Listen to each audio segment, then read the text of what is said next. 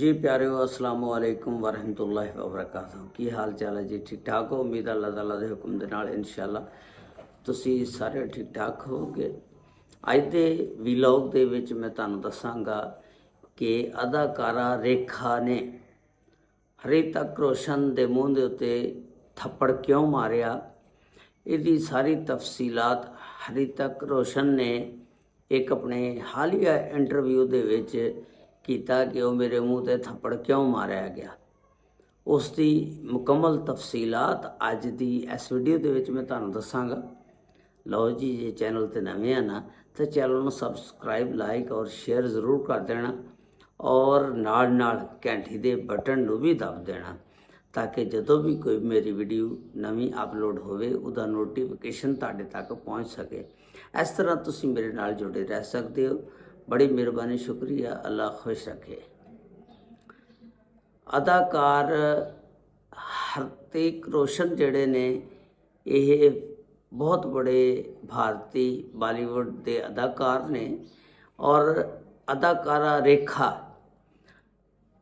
ये 1954 दे विच पैदा हुई सी। हरितक रोशन जिहड़े ने ये 1974 दे विच पैदा होए सी। इन्हां दोनों दियां उमरां दे विच बहुत ज़्यादा फर्क आ। एक फिल्म बनी सी 2023 दे विच कोई मिल गया है। उस फिल्म दे विच अदाकारा रेखा ने हरितक रोशन दी मां दा किरदार अदा किया सी। इस फिल्म दे प्रोड्यूसर हदायतकार जिहड़े सी वो हरितक रोशन दे वालिद सी और इहदे विच मां दा किरदार अदा करना सी रेखा ने। ते रेखा ने जिस वेले मां दा किरदार अदा करना सी ते इस फिल्म दे विच हरितक रोशन नूं एक पागल बच्चे दा जिहड़ा बच्चों की तरह पागल का किरदार अदा करता और उसका ज़हन बिल्कुल बच्चों की तरह का हुंदा, हमेशा बचकाना हरकत करता रहिंदा। ते उस हरकत की वजह ना फिर उहदी मां ने उहदे मूँह ते गल्लां ते थोड़ा जिहा थप्पड़ मारना सी। ते हरितक रोशन ने अपने हालिया एक इंटरव्यू दे विच दस्सिया कि जिस वेले ये फिल्म दी शूटिंग वास्ते मैं जा रहा सी, रस्ते च पहुंचया तो जाके जिस वेले सैड ते वेख्या तो उत्थे कोई होर ही मामला जिहड़ा सीन मैं याद किया वो नहीं सी, मैं कोई गलती दे नाल दूसरा सीन याद कर लिया सी। लेकिन फिर मैं सोच च पड़ गया कि हुण मैं ये किदां सीन करांगा। फिर मैं थोड़ी जी देर सोचा, सोच के फिर वो जिहड़ा सीन सी उस किरदार नूं निभाया।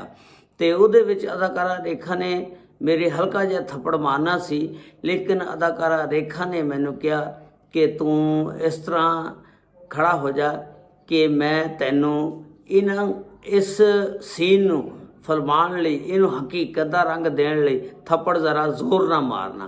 वो दसदे ने कि उन्हें मेरे इस तरह जोरदार थप्पड़ मारिया हकीकत का रंग देने वास्ते कि मैं हक्का बक्का रह गया।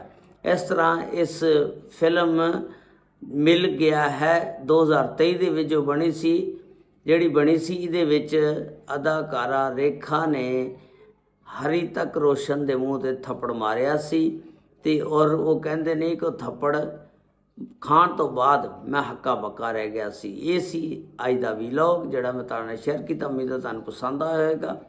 जांदे जांदे कोई अच्छा जिहा कमेंट्स और लाइक भी कर दिया करो। बड़ी मेहरबानी। अस्सलाम वालेकुम वरहमतुल्लाहि वबरकातुहू।